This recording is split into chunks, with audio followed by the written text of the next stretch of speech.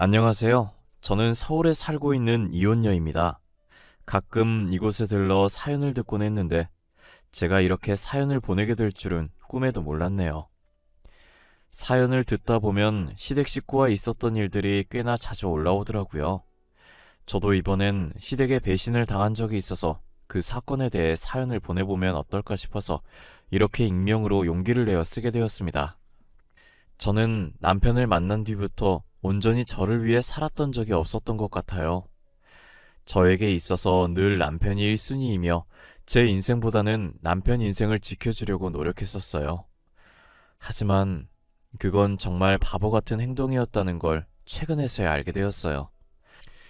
자신의 인생만큼 중요한 건 없는데 저는 무엇을 위해 남편의 인생을 먼저 생각했을까요? 결국은 이렇게 이혼을 해서 다시는 안 볼 남남으로 살고 있는데 말이죠. 저는 대학교 1학년 때 축제에서 저와는 다른 과인 남편을 만나면서 군대도 기다려주고 대학 졸업하고 교사가 될 때까지 옆에서 묵묵히 응원해주고 뒷바라지를 해왔었어요. 제가 하고 싶어 했던 것들도 다 포기해가면서 남편 교사 만들어주겠다고 노력했었죠.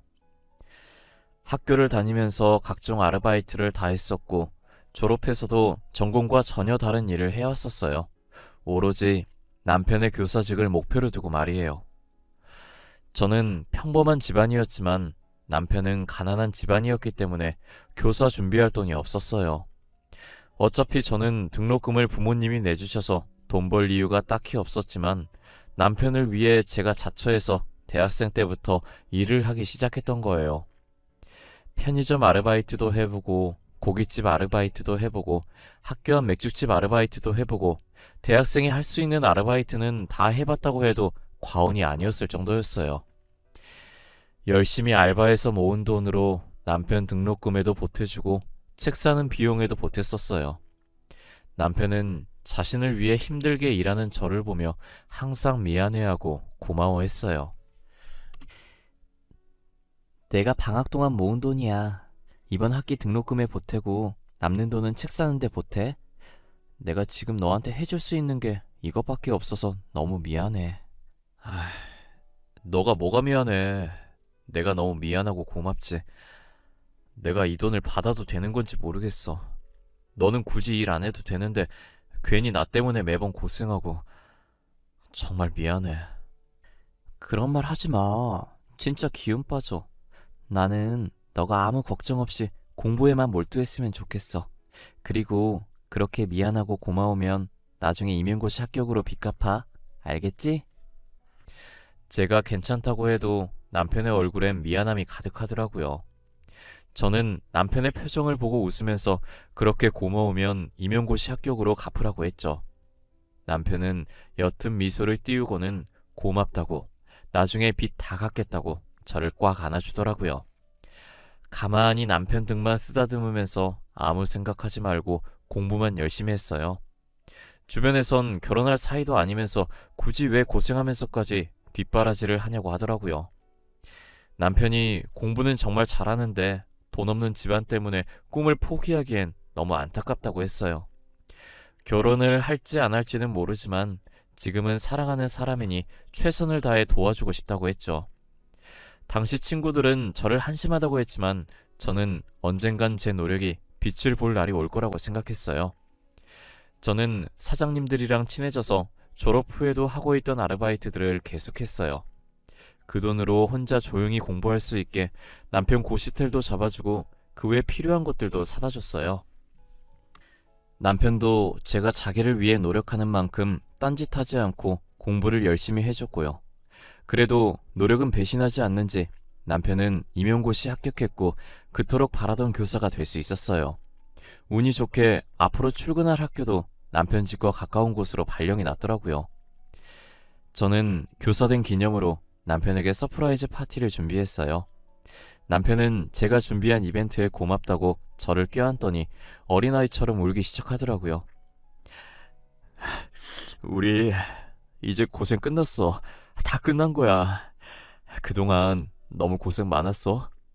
나 너 없었으면 교사는 꿈도 못 꿨을 거야. 너무 고마워.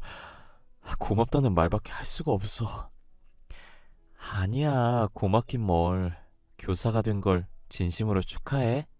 아이들한테 배울 점 많은 선생님이 되어줘. 나는 너가 해낼 줄 알았어. 너무 장해. 너도 나만큼이나 고생 많았어. 내가 이거 줄 날만 기다리면서 항상 5단에 넣고 다녔어. 임용고시 합격하면 주려고 했는데 오늘 드디어 이걸 너한테 줄 수 있게 됐네. 손 내밀어봐. 이게 뭐야? 반지? 공부하느라 밖에 나갈 틈 없었을 텐데 이런 건 또 언제 샀어? 반지가 생각보다 많이 비싸더라고. 지금은 내 형편이 좋지 못해서 비싼 건 못 해주지만 이제 돈 버니까 앞으로 돈 모아서 더 비싼 반지 손에 끼워줄게. 그러니까 나랑 결혼해줄래? 응, 그러자. 나는 좋아. 진짜 매일 품고 다녔던 거야? 아, 반지 너무 이뻐. 나한텐 이 반지가 세상에서 제일 이쁘고 제일 값비싼 반지야. 너무 고마워. 남편은 제게 갑작스러운 프로포즈를 했고 저는 남편의 프로포즈를 받아주었어요. 이제 저와 남편 둘 다 고생은 끝이라고 행복한 일만 남았다고 생각했어요. 하지만 저희만 좋다고 해서 결혼을 할 수 있는 게 아니었어요. 프로포즈를 받고 정식으로 결혼 허락받기 위해 남편 집에 갔었는데 시어머니께서는 아르바이트 신분으로 있는 저를 못마땅히 여기셨죠. 아이, 너는 교사 된 지 며칠이나 됐다고 벌써부터 결혼할 여자를 데려오는 거니? 그것도 올바른 직장 없이 아르바이트는 하고 있는 여자를 말이야. 눈이 이렇게 낮아서야 뭐... 어머니, 말 함부로 하지 마세요. 이 사람 없었으면 저 교사 못됐어요. 저 교사 만들어준 건 다 이 사람입니다. 그리고 그동안 어머니께서 해주신 게 뭐가 있어요? 이게? 이제 좀 컸다고 애미한테 눈을 부릅뜨고 얘기하네? 그렇게 좋으면 둘이서 알아서 결혼해. 네 인생이니 말리진 않으마. 안 그래도 그럴 생각이에요. 저희도 어머니한테 손 벌릴 생각 하나도 없어요. 그냥 허락만 받으러 온 거죠. 그럼 허락한 줄 알고 나가볼게요. 남편은 제 손목을 잡고 일어났고 시어머니는 떠나는 저희 뒤통수에 대고 싸가지 없다고 자식 키워봤자 다 소용없다면서 혼자서 궁시렁거리셨어요. 이렇게 나와도 되는 거냐고 물어봤지만 남편은 상관없다고 하더라고요. 어차피 자기가 누구랑 결혼하든 상관 안 할 거라고 하면서요. 편치 않은 마음으로 저희 부모님께 인사드리러 갔고 저희 부모님은 시어머니와 달리 제가 좋으면 된 거라고 남편과의 결혼을 흔쾌히 허락해 주셨어요.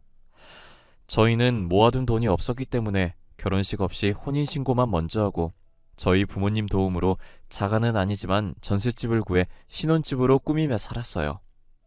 저는 그날 남편이 그러고 나와서 시어머니와 다시는 마주칠 일이 없을 줄 알았어요. 하지만 저희 집을 어떻게 아셨는지 찾아오셔서는 배고프다고 저보고 밥을 차리라고 하더라고요. 어찌됐든 남편을 낳아주신 분이고 제 시어머니이기도 하니 밥을 준비했어요. 예, 너는 요리할 줄 모르니? 간이 하나도 안 되어 있잖아. 이런 걸 우리 아들한테 먹이는 거야? 변변한 직장이 없으면 집안일이라도 잘해야 할 거 아니야? 저희 둘 다 싱겁게 먹어서 일부러 간을 약하게 한 거예요. 입맛에 안 맞으면 제가 다시 간해서 드릴게요. 이리 주세요. 됐어. 그냥 먹지 뭐. 너 교사 남편이랑 사는 거 쉬운 거 아니다. 그러니까 잘해. 아르바이트나 하는 네가 우리 아들 만난 건 아주 봉 잡은 거지. 안 그러니? 어머님, 저도 남편 교사 만드느라 고생 많이 했어요. 저도 날로 먹은 거 아니에요. 이 못 배워먹은 게 시애미한테 따박따박. 야, 다 우리 아들이 잘나서 교사 된 거야. 우리 아들 머리 좋아서 교사 된 거라고. 이게 어디서 기어오르려고 해? 입 아프게 말해봤자 시어머니랑은 말이 안 통할 것 같아서 대충 네네 하면서 대답만 해줬어요. 시어머니는 계속 저희 집에 찾아와서 이런 식으로 밥 내놓으라 하고 제 속을 뒤집어 놓고 가셨죠.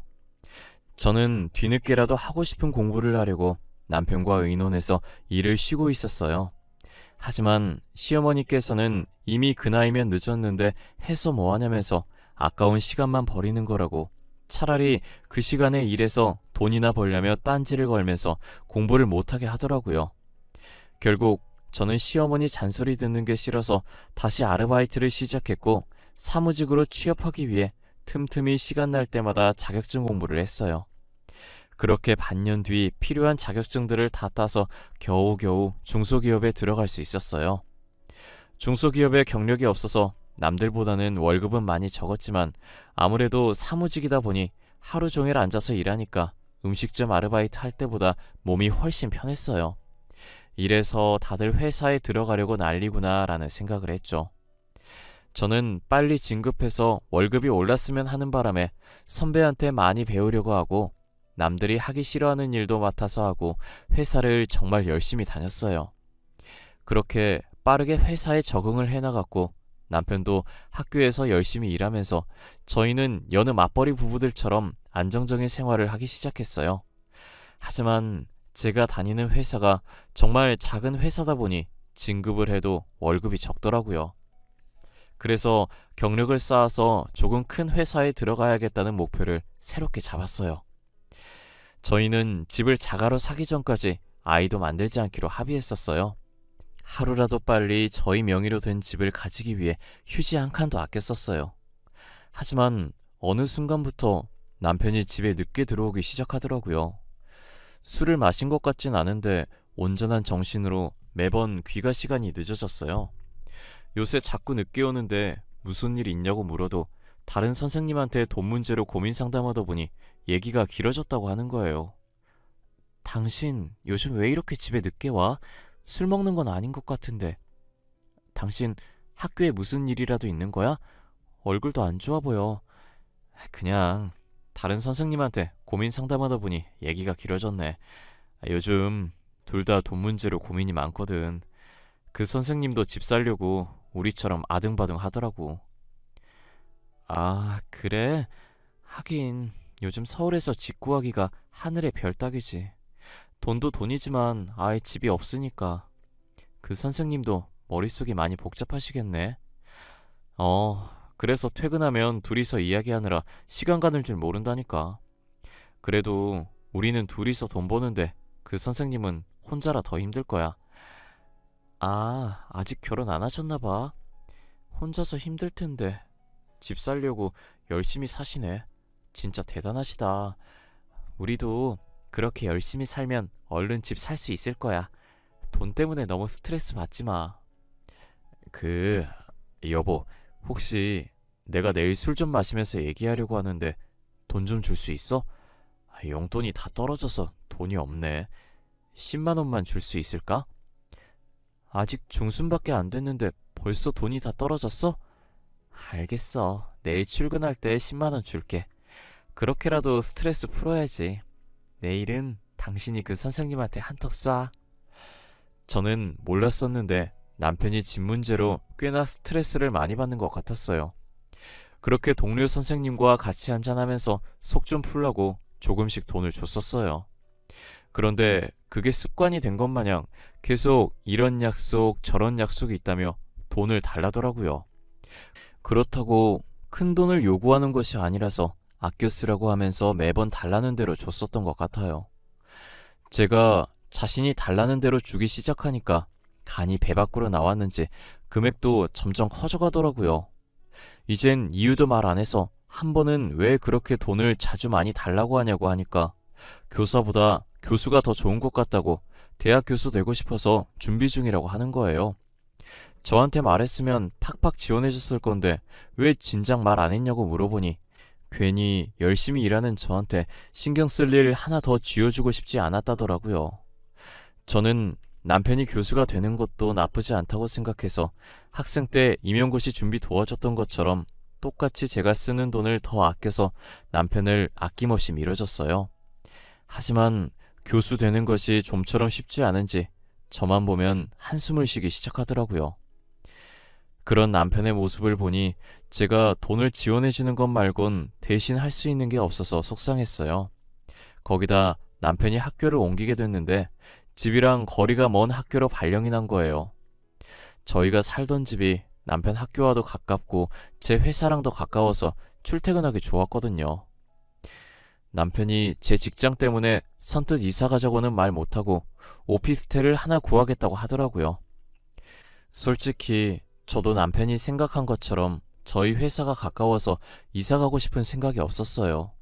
그렇다고 남편을 여기서 출퇴근시키자니 왕복 3시간이라 힘들 것 같아서 오피스텔을 구하라고 했죠. 제가 집 구할 때 같이 알아봐 주겠다고 했는데도 굳이 자기가 구하겠다고 더 이상 짐들기 싫다고 하면서 시어머니랑 둘이서 집을 보러 다닌 것 같았어요. 남편에게 용돈 없어서 돈 받아갔었는데 오피스텔 들어갈 돈은 있냐고 제가 보태준다고 하니 시어머니께서 보태주시기로 했다고 한사코 거절하더라고요. 이상하게 남편이 계속 제게 선을 긋는 듯한 느낌이 없지 않았어요. 그렇게 남편이 오피스텔을 구해서 나간 지 3개월이 되었을 때였어요. 저는 다음 날이 주말이어서 간만에 늦게까지 드라마를 보려고 거실에서 TV를 보고 있었어요. 한창 재밌게 보고 있었는데 갑자기 누군가 집 문을 부서질 듯 두드리는 거예요. 이 시간에 올 사람이 없으니 무서워서 인터폰으로 확인해 보니까 남편이 비틀거리면서 서 있더라고요. 놀라서 문을 열어줬는데 남편이 술에 취해서 몸도 잘 못 가누고 그대로 제 쪽으로 쓰러졌어요. 술을 얼마나 마신 건지 남편한테 코를 찌를 듯한 술 냄새가 진동을 하더라고요. 왜 오피스텔에 안 가고 여기 왔냐고 하니 남편은 갈 곳 없다고 여기서 자겠다고 우기는 거예요. 제대로 서 있지도 못하는 상태에서 사기당했다면서 웅얼거리더라고요. 저는 사기라는 말에 계속 추궁했고 혹시나 하는 마음에 남편의 말을 녹음하기 시작했어요. 정신 차렸을 때 분명 저한테 얘기 안 할 것 같아서 나중에 물어보려고 녹음한 것이죠.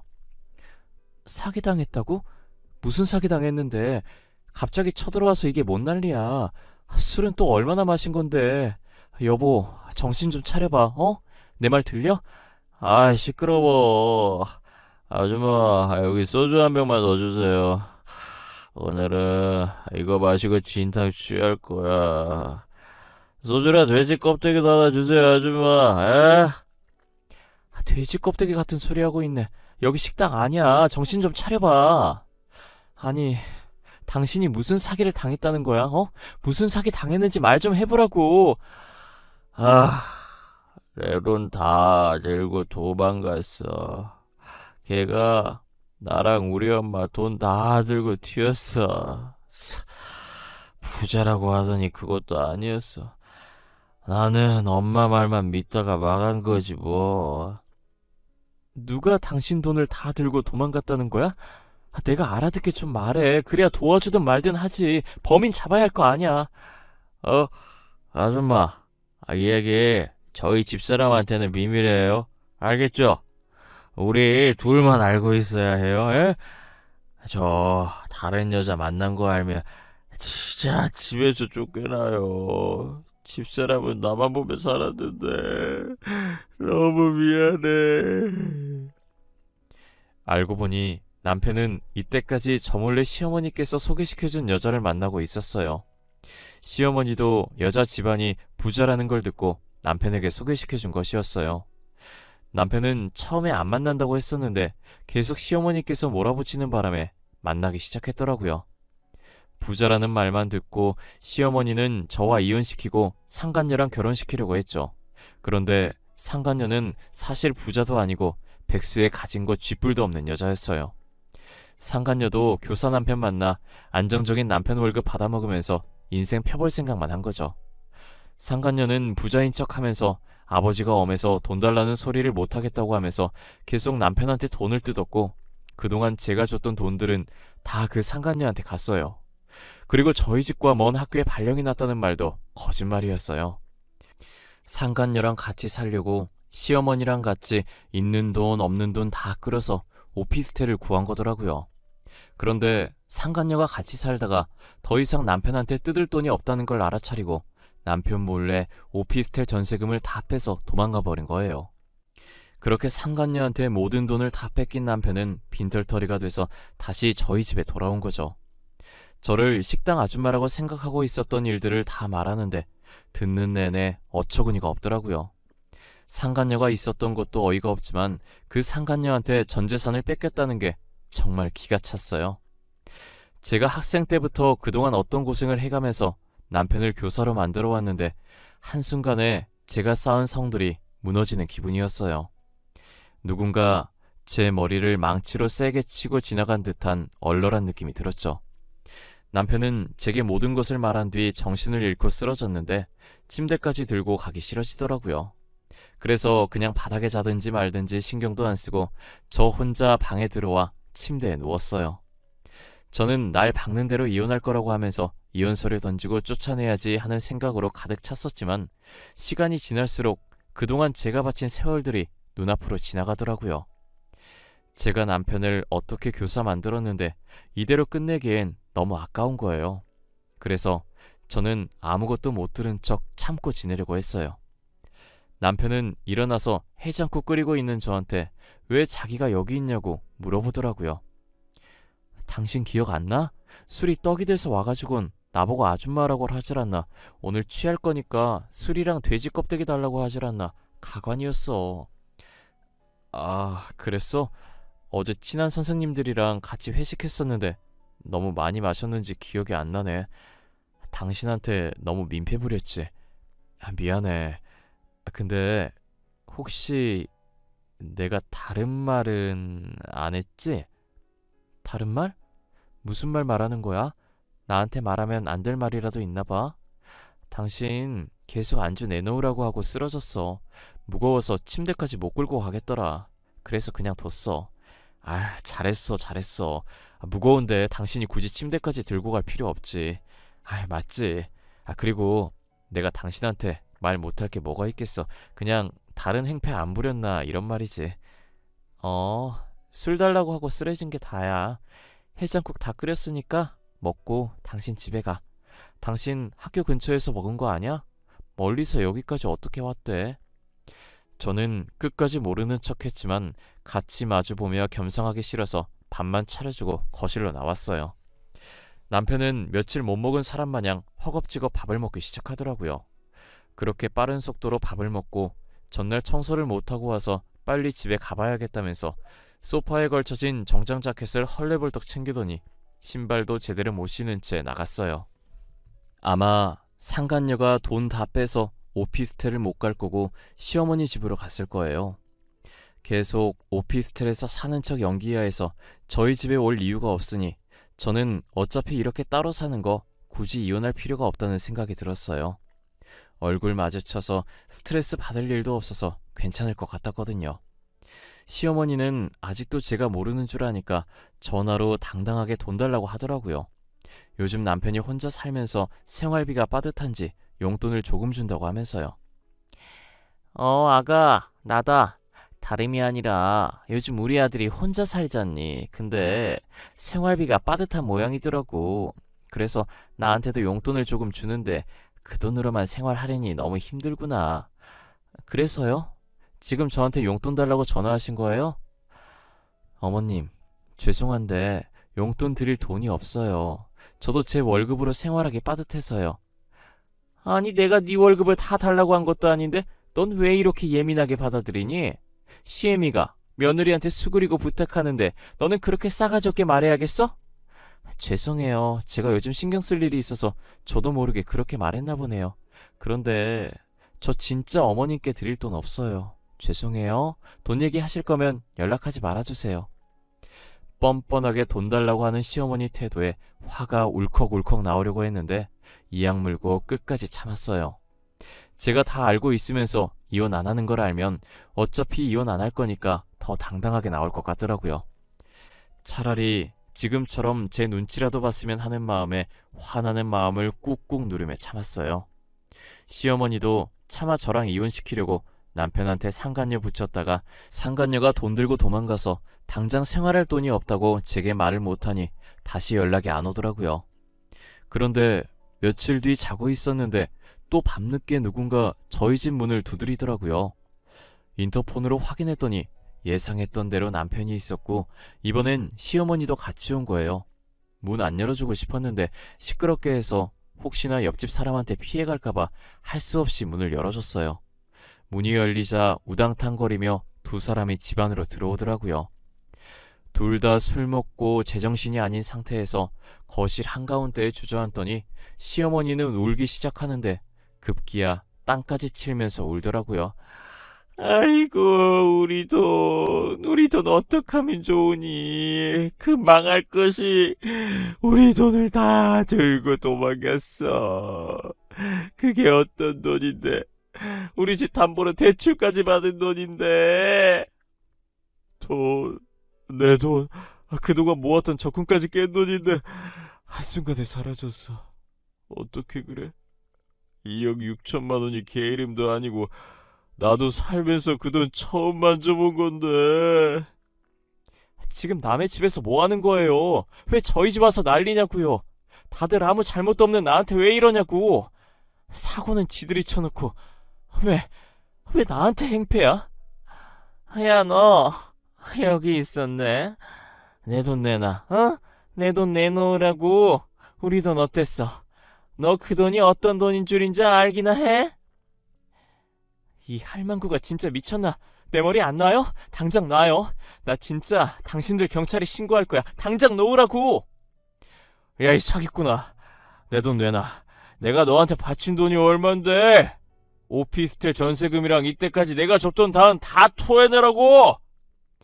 시어머니랑 남편은 술에 취해서 저를 상간녀라고 생각하고 제 머리채를 잡았어요.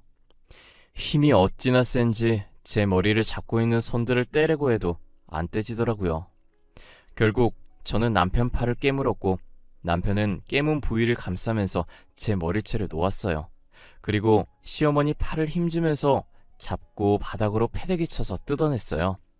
시어머니가 손이 떨어지면서 제 머리카락도 같이 우수수 떨어지더라고요. 저는 떨어져 있는 머리카락을 보자마자 눈물이 핑 돌기 시작했고 너무 화가 나서 양손으로 시어머니와 남편 머리채를 잡아서 바깥까지 질질 끌었어요. 그리고 그들을 패대기 치고 다시 집에 들어가려고 비밀번호를 입력하는데 언제 쫓아온 건지 남편이 돈 내놓으라면서 제 머리채를 다시 잡더라고요. 저는 팔 안쪽 살을 3개 꼬집어서 남편을 떼어놓고 빠르게 비밀번호를 입력해서 들어왔어요. 문이 닫히는 소리가 들리고 나서야 안심이 돼서 다리에 힘이 풀리더라고요. 어찌나 목소리가 큰지 남편 소리, 지르는 소리, 시어머니 우는 소리가 문 사이로 다 들렸어요. 한참을 시끄럽게 하더니 옆집에 사는 몸집 큰 남자가 나와서 시끄럽다고 소리 지르니 시어머니의 울음소리가 뚝 그치더니 그 뒤로는 고요하게 아무 소리도 안 나더라고요. 저는 남편한테 바친 세월보다 앞으로 살아갈 세월이 더 소중하다는 생각에 이혼을 결심했어요. 계속 과거에 잡혀있다간 저 2사람에 의해 미래에 제가 죽을 것 같은 기분이 들었어요. 다음날 일어나자마자 아프다는 핑계를 대고 회사에 월차를 냈고 저번에 남편이 술 취해서 불륜을 인정했던 녹음본을 들고 변호사를 찾아갔어요. 남편에게는 이혼 소송을 했지만 여자가 누군지를 찾지 못해서 상간녀 소송은 걸지 못한 게 아쉬웠어요. 상간녀 소송까지 걸었다면 정말 깔끔하게 마무리됐을 텐데 아직까지 찝찝한 기분이에요. 며칠 뒤에 시댁 앞으로 제가 보낸 이혼 소장이 도착했는지 둘이서 저희 집에 찾아와서는 문을 두드리면서 이야기 좀 하자고 잘못했다고 빌더라고요. 저는 집안에 사람 없는 척 하면서 숨죽이면서 가만히 지켜봤어요. 10분 정도 그러고 있다가 집안에 아무 소리가 안 들리니 포기하고 돌아서더라고요. 이사를 안 가면 계속 찾아올 것 같아서 집주인한테 제 사정을 다 설명하고 계약 기간이 아직 남아있었지만 급하게 전세금을 뺐어요. 회사 업무 때문에 전화번호는 차마 못 바꾸고 있었는데 시어머니와 남편한테서 전화랑 문자도 계속 오길래 진절머리 나서 결국 휴대폰 번호도 바꿔버렸어요. 그렇게 저는 남편과 이혼을 했고 모든 연락을 다 끊은 상태예요. 상간녀 소송을 못했다는 게 살짝 아쉽긴 하지만 그래도 이혼하고 나니 속이 후련하더라고요. 남보다 제 인생이 더 중요한 것인데 저는 그동안 무엇을 위해서 그렇게 아둥바둥 살았는지 모르겠어요. 지나고 보니 그 세월들이 너무 아깝고 전남편을 사랑했던 마음이 가여웠어요. 그래도 지금은 전남편과 있었던 날보다 더 사람답게 살고 있어요. 제가 하고 싶은 것들도 하나씩 해보고 먹고 싶은 것들도 먹으면서 말이죠. 결혼을 일찍 했던 터라 이혼을 했어도 아직 20대 후반의 젊은 나이네요. 저도 이제 과거는 다 잊고 새 출발해보려고 합니다. 여러분들은 돈에 눈멀어서 소중한 사람을 잃지 마시길 바랄게요. 세상엔 돈이 다가 아니고 돈보다 소중한 존재도 많다는 걸 알아주셨으면 합니다. 지금까지 제 사연 들어주셔서 감사하고 늘 건강하세요.